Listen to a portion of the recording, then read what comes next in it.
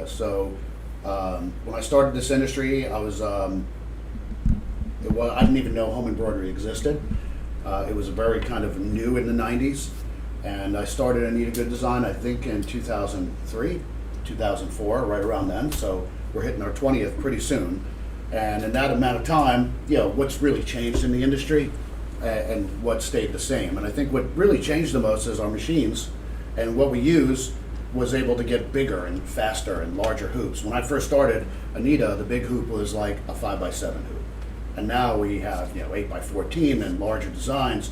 But kind of the mechanics and technology of actually creating a design is the same. I draw on this big tablet. I've used a similar one for a really long time. And I draw with embroidery thread. So every design I do is created stitch by stitch. So I get a lot of questions. I've hosted events for almost 20 years and taught people in embroidery. And I get the same questions every time, and I get new questions every time as well. And that's what I miss the most about COVID and not really traveling as much anymore, is I don't get to talk to you when you have a certain question about embroidery or how to get better at it, or what new exciting things am I working on. So we started this new thing. It's again, a podcast, a vlog, however we'd like to describe it, where I can get to talk to you each week and answer your questions. So if you have a question, you type it in, and I have Haley here off camera, and she'll read the questions to me as we get them, and hopefully that'll give you some answers as to what you may have questions about or ideas. And in the meantime, I plan on doing this every week, so you'll be able to email your questions as well, and then I can address them, just like the old top 40 radio stations when we have a request from Casey from Kansas City and what that request is. And it could be design secrets, like what do I actually create here and how do I create it? Digitizing questions, embroidery questions.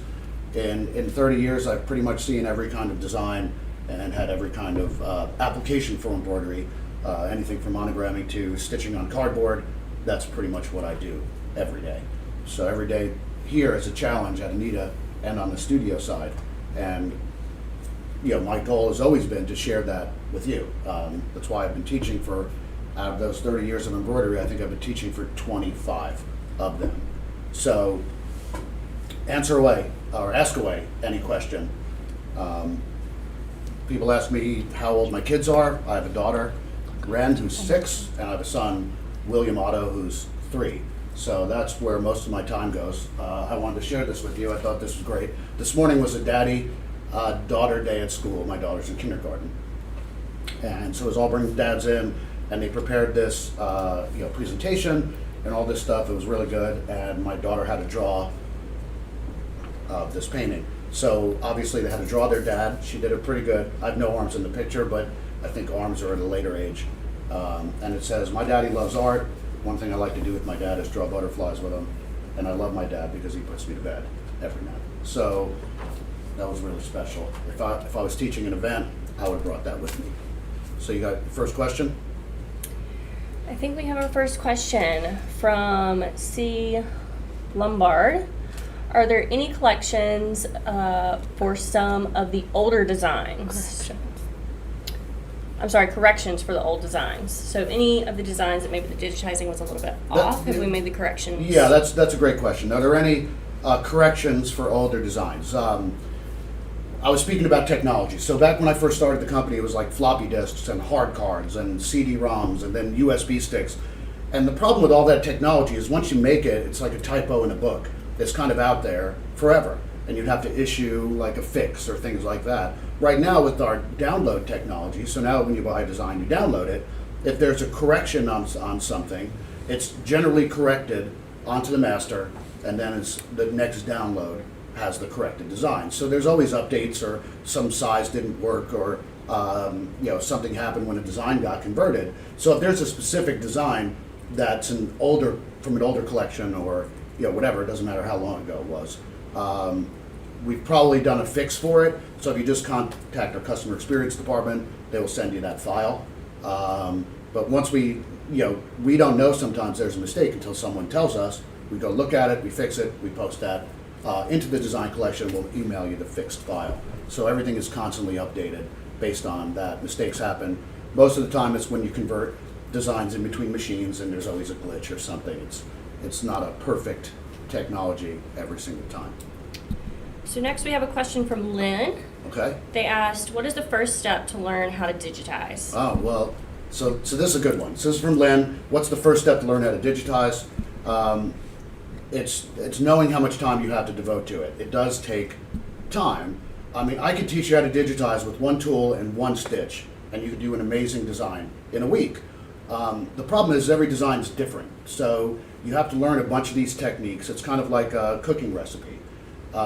If you learn how to bake, well then learning how to bake the next thing is not as hard, and pretty soon you could bake lots of different things. So each individual design has a recipe that would apply to it.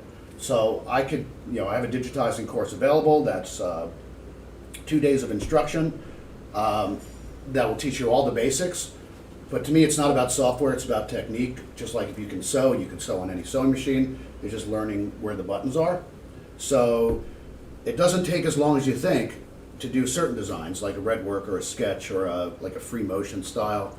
But it does take a long time to do some of the large scenes and things you might see on our website to actually do that from scratch. So it's really learning the recipes and applying them to different projects. And this kind of goes into the next question. What is your favorite digitizing software? Okay, what's my favorite software?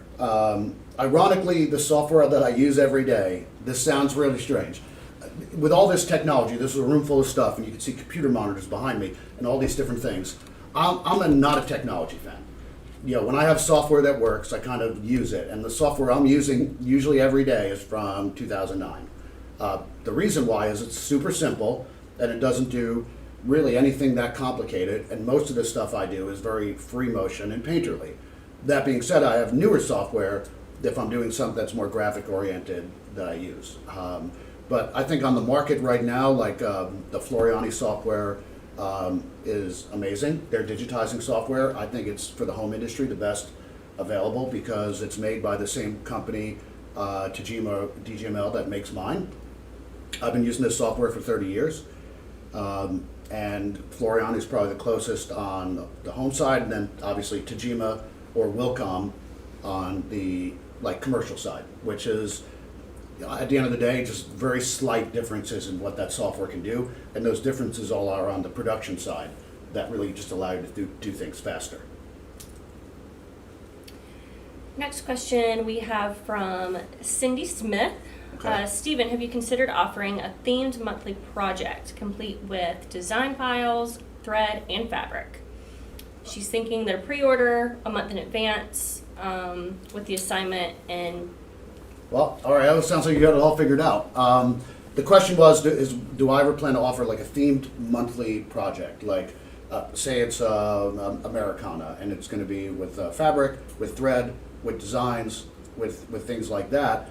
There's only a couple issues with that, and the design part is always the easiest. It's ordering the fabric, getting the fabric in on time.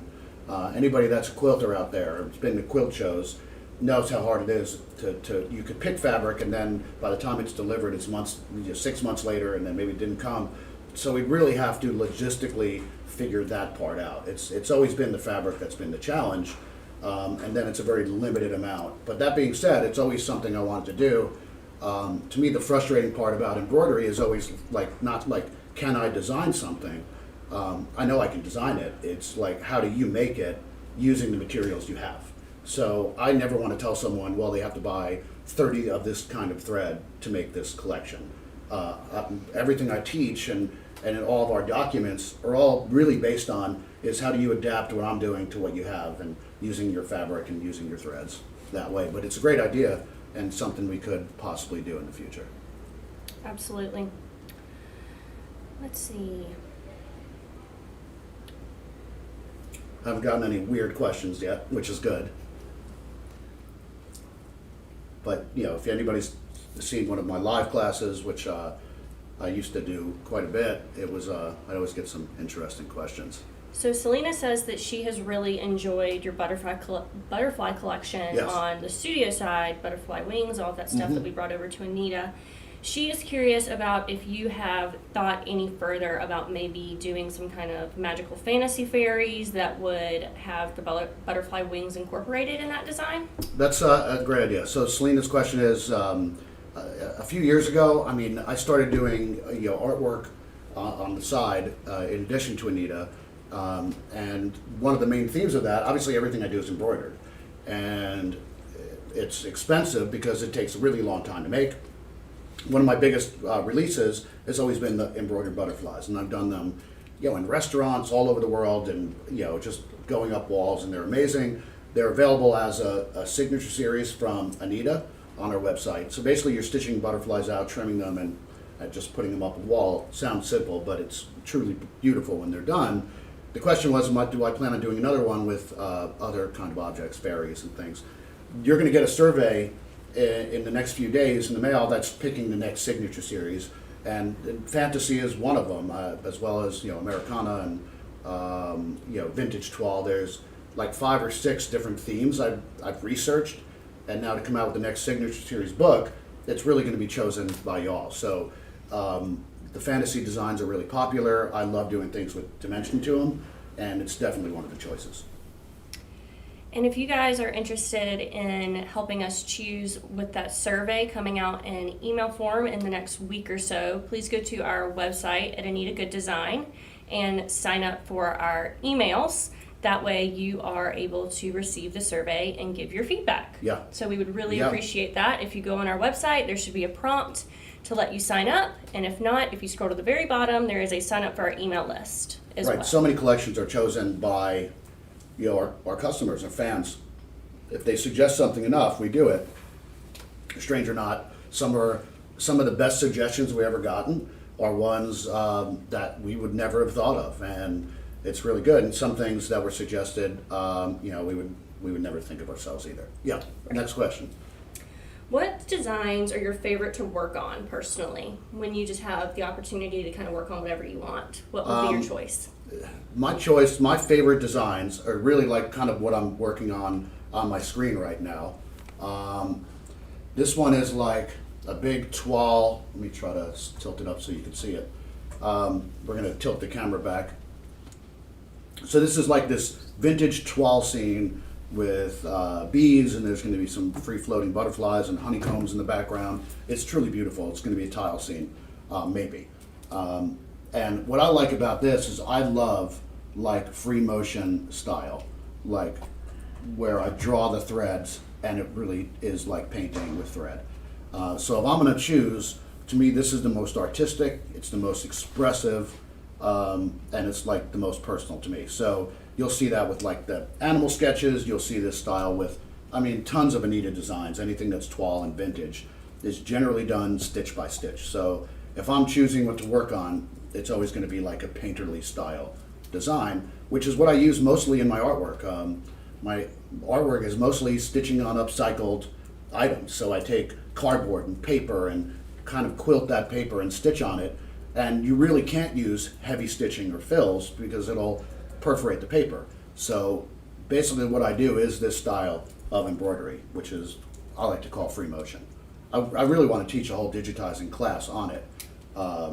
And that's on my list to do in the next few months, is write that curriculum and offer it for maybe in person here or on video. Let me know your thoughts. That also goes into the next question. Someone is asking, Janet, would you ever consider coming to the UK to do live classes ever again, or are you planning on doing everything virtually? The problem with classes, obviously it was the pandemic. So before the pandemic, before COVID, Anita was doing 300 plus classes a year. And the problem with doing live classes is, they're great, but they're only for a very small amount of people that happen to be in that location at that time. I have small children, so if I go to an event for 3 days, that means like my wife leaves for 3 days when I get back because it's my turn. So believe it or not, people keep track of these things, and it's just very hard to travel. So and find like a venue in the UK that's going to have the right projectors and the equipment and getting everything through customs. So I think what you're going to see is I'm not going to rule out giving classes in other countries. or states for that matter. But I think what we want to do is improve our website and technology, and you'll see that coming out soon, so that you'll be able to take classes really at the convenience of your own home, which obviously people do now through YouTube and Masterclass, and I plan on doing more curriculum and writing more stuff for you, from here, but then you could watch it at your convenience. Great. And I think our last and final question for today's Ask with Steven is, do you have a particular collection within the Anita collections that we've come out with in the last 18 years that you really just love and gravitate to over the years, that just continues to stay your favorite? Well, I mean, sometimes I could say every favorite is the one I'm working on right now. It starts off as a favorite, and then 3/4 of the way through designing it, it becomes my least favorite, because it's just so immersive that when you're doing it. But I could say, like, if I'm going to pick my 3 all-time favorites, I'll pick one from the art side, and that's the Signature Series butterflies, because it's got 100 different butterflies in it, and I can make those 100 butterflies look thousands of different ways by making different arrangements or adding them into floral bouquets, and to me that's truly like art that's embroidered, that doesn't say, oh, this is a quilt or this is a wall hanging. As far as quilts go, and that side of it, which I love, I'm going to have to say the 50 States quilt is my favorite. It was the biggest collection we ever did. Each of the 50 states has all these different designs and arrangements, and I know a lot of y'all travel, and to me it's like you can make a quilt block for every place you went to, and it's got landmarks in it, and it was truly like a huge undertaking to do that. And then for the babies and that style, so that's like, artsy, kind of a serious collection, the 50 states, and then whimsical, because I love doing whimsical fun designs as well. It'd probably be like Animal Adventure, where we designed this, and Carol and I, the art director, we designed it so you have all these cute animals kind of climbing through the quilt, and all these different blocks that go with each animal. And it was truly that, okay, how can we expand this beyond the 5x5 design just plopped in the center of a block, which is what so much embroidery and quilting is. How do we make that block part of the scene by getting animals to climb through it? It's probably one of our most popular children's collections we've ever done. And the ironic part is I did that way before I even had children. And now that I have children, I could say they really don't have that much embroidered, because I never seem to have the time to make anything. It's like the cobbler with the holes in his shoes, which my wife has pointed out on numerous occasions when she comes in and sees like a growth chart with our kids' names on it that we don't have at our house. So it's pretty funny. But I want to start like, the kids are coming in here now, and you're going to see videos of like me making projects with Ren, my daughter, because she's at 6 and she's really starting to get into it, which I love, and I'm trying to develop some new ideas for like teaching kids how to embroider and what they would be into. It's kind of combining her fascination with what we do with like our experience on how to do it. Wonderful. Well, I think that is all we have for today. Okay. So if you guys would continue to ask your questions in the comment section or in the chat, we will Save make them those for later. make those our very first ones for next week's. We will be doing this again next week at 1:30 Eastern Standard Time. Right, and the on segment could get Tuesdays. longer. This was Yeah. just kind of a test. I didn't know if anybody would come. Well, you never know. I mean, when you do something new, you hope people come to visit. And I think the last couple of years with the pandemic, you're so used to working by yourself, and even though there's people here, it's like I want to talk to the people that have been my customers for years, sometimes my whole career. And so when we said the original time, I'm like, oh, that's not enough time. We're going to need more time than that. So the next one could be longer. Again, we'll save your questions. We'll do that. I love digitizing questions, embroidery questions. They could be questions about sleep training or how to get your a child to use the bathroom, which is what I'm dealing with right now. So I probably know just as much about that than I do about digitizing and embroidery. So or nap schedules. So that's been my world for the last 60 years. So love talking to y'all. Again, this is going to be a really exciting thing at Anita Goodesign every week, and I look forward to next week.